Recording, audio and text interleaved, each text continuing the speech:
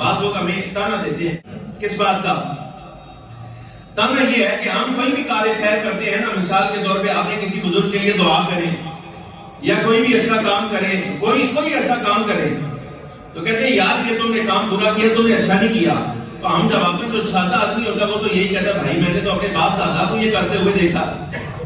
اگر کوئی 11ویں بڑی پابندی کے ساتھ کرتا ہے وہ کہتا ہے جی میرے والد بڑی پابندی سے کرتے تھے. کوئی دادا صاحب بڑے بزرگوں پر جاتا ہے جناب والا، اس کو پوچھا جائے بھائی کیوں جاتے وہ کہتے ہیں میرے والد بڑی پابندی سے جاتے تھے. بھائی تلاوت قرآن عزیز بڑی پابندی کے ساتھ کرتے ہو کیوں ایسا ہے؟ وہ کہتے ہیں جناب میں نے اپنے بڑوں کو دیکھا وہ بڑی پابندی کے ساتھ کرتے تھے. تو بعض معاملات ایسے ہیں جو دوسرے لوگوں کی سمجھ میں نہیں آتے، تو وہ جس وقت آپ اپنے بڑوں کا حوالہ دیتے ہیں نا تو وہ آگے سے کہتے ہیں بھائی یہ تو کفار کا طریقہ ہے. کہ جب ان سے کہا جاتا تھا کہ تم شرک نہ کرو، یہ بتوں کی عبادت نہ کرو، کیوں جب بیٹھے ہو؟ تو وہ کہتے تھے کہ یہ ما وجدنا علیہ آباءنا، یہ تو ہمارے باپ دادا کا طریقہ ہے، ہم نے اپنے باپ دادا کو پایا. لہذا یہ فہم کا قصور ہے کہ ایسے لوگ نتیجتاً کہتے ہیں جس طرح وہ اپنے بڑوں کی پیروی کر کے گمراہی کی طرف چل رہے تھے، اسی طرح یہ تم جو کام کر رہے ہو تم بھی کرتے کرتے اپنے بڑوں کی پیروی میں تم بھی گمراہی کی طرف جا رہے ہو. میں بلکہ آپ کو یاد دے رہا ہوں، میاں حبیب صاحب کو یاد ہوگا، ایک بندہ خدا جاہل قسم کا میاں صاحب کو اس کے ساتھ پالا پڑا، کافی عرصہ پہلے کی بات ہے. میاں صاحب نے اس کو ہمارے حوالے کیا، بات چیت شروع کی، بات چیت چلی اس بات پر کہ تم زیارت قبور کو جاتے ہو، تم مزارات پر جاتے ہو، تم صالحین کی خدمت میں حاضر ہوتے ہو، تو تمہارا تو یہ طریقہ ہے ہی شرک پر مبنی. اچھا بہرحال میاں صاحب نے اس کو ہمارے حوالے کیا، اس کو بتھیرا سمجھایا، بات کرتے رہے اس کے ساتھ سمجھاتے. وہ جاتے جاتے جب گیا نا تو ایک آیت اس نے پڑھی، مجھے آج بھی یاد ہے. جامعہ کے دروازے پر کھڑا تھا، ہمارے مدرسے کے دروازے پر، تو دروازے پہ کھڑا ہو کے کہتا ہے شاہ جی آپ کا حال اور آپ کے ہم نوا ہر بندے کا حال پتہ کیا ہوگا؟ میں نے کہا جی کیا؟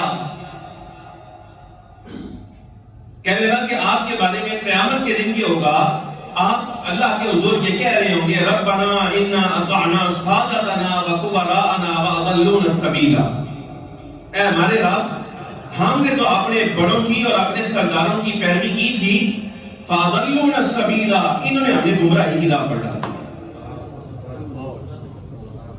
یہ قرآن عزیز کی آیت پڑھی اس نے.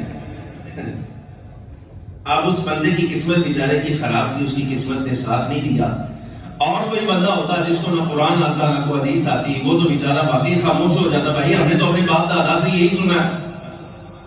سمجھ آئی نہیں آئی؟ ہم نے تو اپنے باپ دادا سے یہی سنا، یہی طریقہ دیکھا. تو اگر یہ باپ دادا کے طریقے پر چلنے والے کا یہ حالت کو قیامت کے دن یہ کہے گا تو مطلب یہ ہوا میں تو مارا گیا، میرا تو سارا پچھلی زندگی کا سارا عمل ہی ضائع ہو گیا. کہ میں نے اسے کہا، میں نے کہا یہ آیت جو تم نے پڑھی ہے تمہیں پتہ ہے تم ہمیں کہہ رہے ہو کہ جناب والا تم اپنے بڑوں کے بارے میں یہ بات کہو گے، ایسے کہو گے، یہ کہو گے. میں نے کہا تمہیں یہ پتہ ہے کہ اس آیت مبارکہ کا معنی کیا ہے؟ ذرا پیچھے سے دوہراؤ. کہتا پیچھے سے تو نہیں آتا، کہتا پیچھے سے تو نہیں آتا. میں نے کہا یہ کیا بات ہوئی درمیان سے ایک آیت تم نے پڑھی ہے. اب جو مفہوم اللہ تبارک و تعالیٰ جل وعلا نے قرآن عزیز بھائی کسی مقصد کے لیے جو ہے نازل کیا کہ نیت تیرے لیے جاری کیا، تو جو مرضی پڑھتا پھرے، ایسا تھوڑی ہے.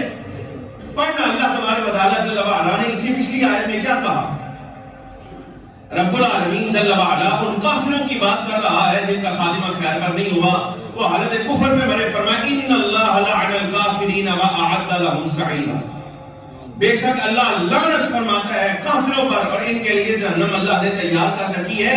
اور قیامت کے دن ان کافروں کا حال یہ بیان کیا گیا ہے کہ جنہوں نے کفر میں، شرک میں اور جناب والا خلاف اسلام امور میں جناب والا اپنے آباد کی پیروی کی. میں نے کہا یہ تو ان کے بارے میں ہے.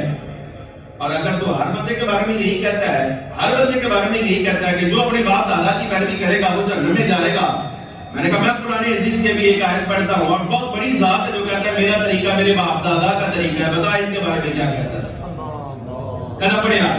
میں نے کہا میں بھی پڑھ وَاتَّبَعْتُ مِلَّةَ آبَائِي إِبْرَاهِيمَ وَإِسْحَاقَ وَيَعْقُوبَ.